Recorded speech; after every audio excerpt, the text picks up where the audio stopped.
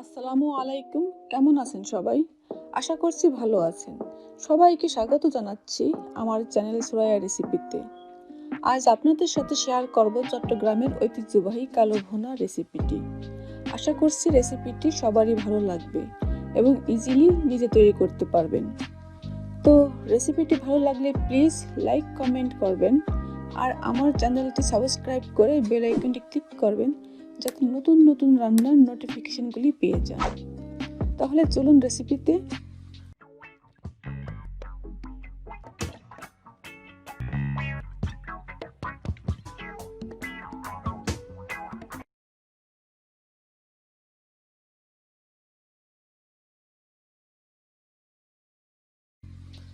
কালো ভুনা বা কালা ভুনা যাই বলুন না কেন, মেইন কথা হলো মাংস ভুনে ভুনে কালো করতে হবে।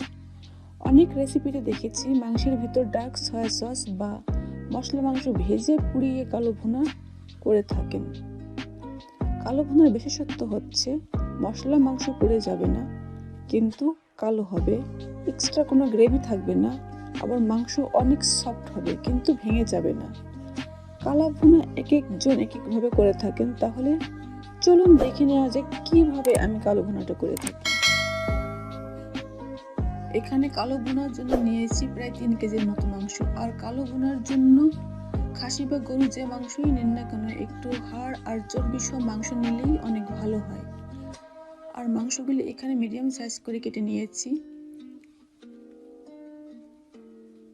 প্রথমে দিয়ে দিচ্ছি 2/3 কাপ টক দই।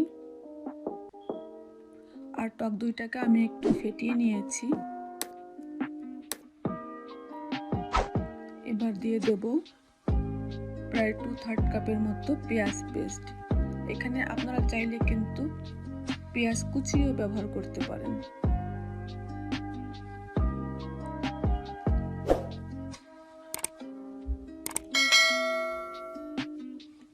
এবার দিয়ে দেব প্রায় 1 টেবিল চামচের মতো রসুন পেস্ট আর 1 টেবিল চামচের মতো আদা পেস্ট।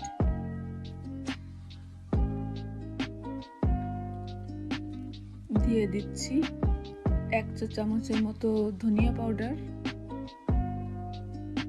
2 চা চামচের মতো জিরা পাউডার, দিয়ে দিচ্ছি 1 চা চামচ জয়ফল জয়ত্রী গুঁড়া। আর এখানে হাফ জয়ফল এবং 1 টুকরা জয়ত্রী আধা ভাঙা করে নিয়েছি। দিয়ে দিচ্ছি 3 টেবিল চামচের মতো মরিচের গুঁড়া। আর কালো ভুনার একটু ঝাল ঝালই বেশি ভালো লাগে, তবে পছন্দ অনুযায়ী মরিচের পরিমাণ কম বেশি করতে পারবেন। দিয়ে দিচ্ছি 1 চা চামচের মতো স্টার অ্যানিস মশলা। আর স্টার অ্যানিসটাকে আমি একটু হামানদিস্তা দিয়ে আধা ভাঙা করে নিয়েছি।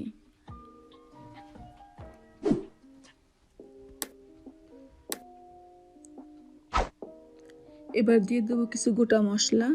এর জন্য নিয়েছি 4-5 টুকরা দারচিনি, 1 চা চামচ গোলমরিচের কর্ন, দিয়ে দিচ্ছি 8টির মতো এলাচ। আর এলাচের মুখটাকে একটু খুলে নিয়েছি। দিয়ে দিচ্ছি 1 চা চামচের মতো শাহি জিরা, 6টি লবঙ্গ আর 3টির মতো তেজপাতা। তেজপাতাকে আমি একটু ভেঙে নিচ্ছি।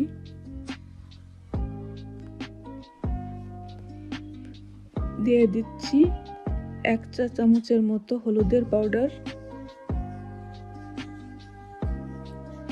দিয়ে দিচ্ছি পরিমাণ মতো লবণ,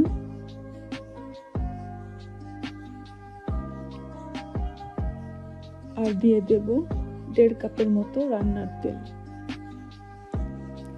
আমি এখানে ভেজিটেবল অয়েলটা ইউজ করেছি। আর কালো ভুনা সাধারণত সরিষার তেল দিয়ে করে থাকে। যদি সরিষার তেল অ্যাভেলেবেল না থাকে, সেক্ষেত্রে যে কোনো তেল দিয়েই রান্না করে নিতে পারবেন। এখন মশলাগুলির সাথে মাংসগুলো ভালো করে মেখে নিতে হবে। আর একটা কথা, আমি এখানে বিভিন্ন প্রকারের শাহি মশলাগুলি ইউজ করেছি, তবে শাহি মশলা যেমন জয়ফল জয়ত্রী, শাহি জিরা বা স্টার অ্যানিস, এই মশলাগুলি অ্যাভেলেবেল না থাকলে সেক্ষেত্রে দেওয়ার প্রয়োজন নেই। তবে এই মশলাগুলি দিলে আলাদা একটা ফ্লেভার আসে।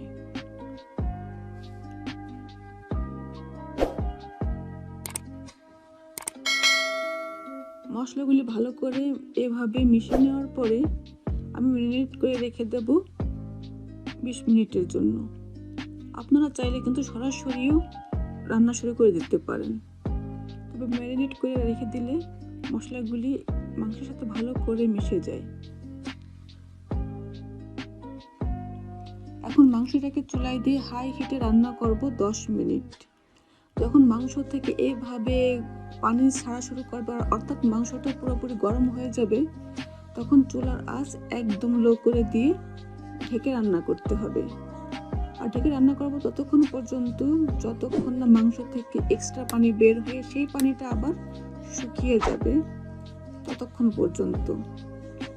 আর এভরি 3-4 মিনিট পর পর ঢাকনা উঠিয়ে মাংস নেড়ে দিতে হবে যাতে নিচে লেগে না যায় এবং মাংস আর মশলা ভালো করে মিশে যায়।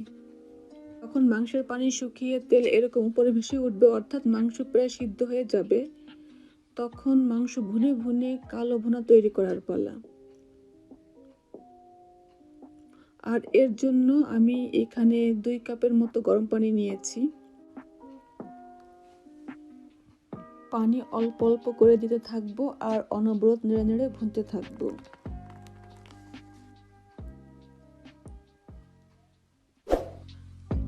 যখন পানি শুকিয়ে যাবে আবার সামান্য পানি দিয়ে কষিয়ে নিতে হবে, অর্থাৎ পানি একবারে দেওয়া যাবে না।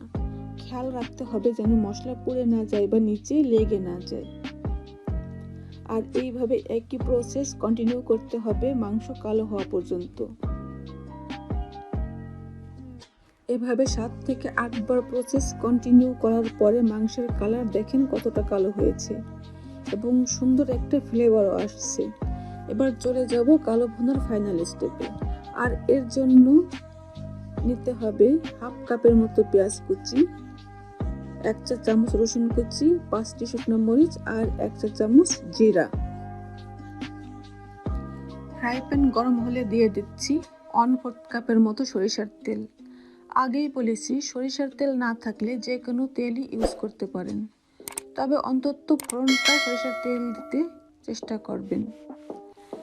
এখন সব কিছু দিয়ে ফ্রাই করে নেব, আর ফ্রাই করব ততক্ষণ পর্যন্ত যতক্ষণ না ফোড়নটা ব্রাউন হয়ে যায়। যখন এইরকম ব্রাউন হয়ে যাবে সরাসরি ঢেলে দেব মাংসের উপরে এবং মাংসটা আরও 3 থেকে 4 মিনিট ভুনে নেব।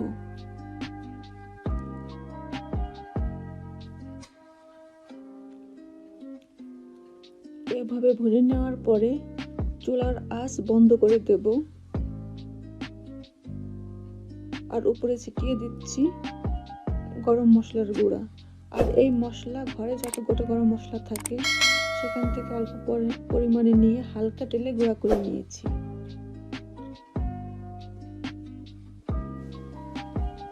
তৈরি হয়ে গেল অসম্ভব মজার অথেন্টিক কালো ভুনা। আর এই কালো ভুনা ভাত, রুটি, খিচুড়ি যে কোনো কিছুর সাথেই পরিবেশন করতে পারেন। আজ এই পর্যন্তই, হাজির হব নতুন কোনো রেসিপি নিয়ে। সবার সুস্বাস্থ্য মঙ্গল কামনায় বিদায় নিচ্ছি। আল্লাহ হাফেজ।